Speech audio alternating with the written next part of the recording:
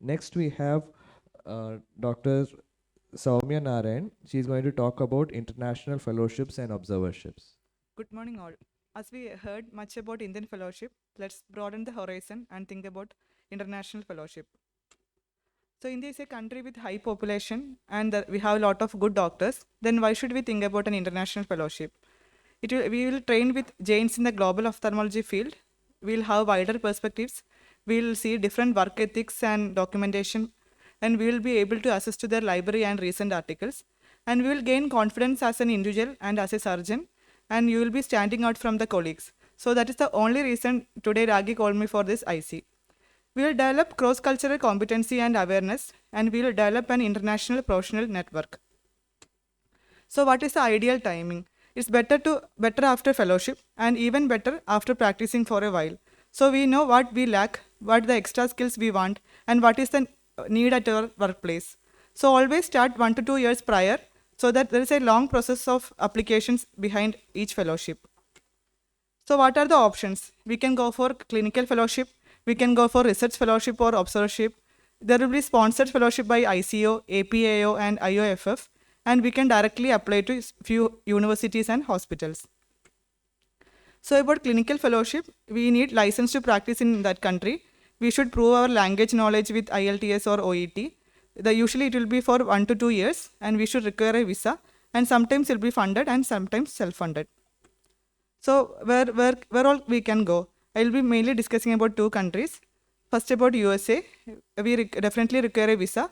We should complete a US residency and we should get a license from the state medical law. And this is actually difficult for international medical graduate to obtain. But once we obtain, it leads to an employment position within the US. So second is UK, which is a little more easy.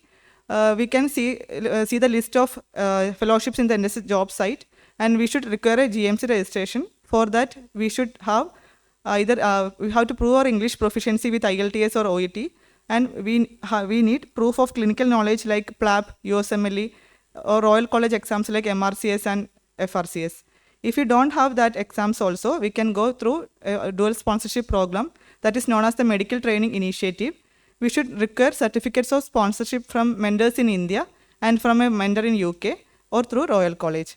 This will, with this we can go for up to 24 months. So next one is the observership. There won't be any hands-on, so there is no need of any local residency program, but we require our personal finance support. Sometimes there will be a fee.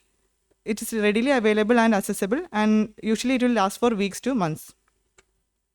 So we can directly apply to the hospitals where we want.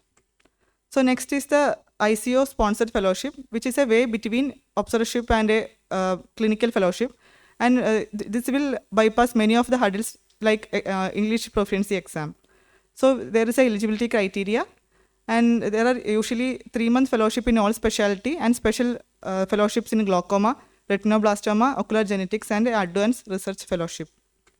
So the application steps, we have to select a fellowship, upload our documents, then ICO will review our eligibility.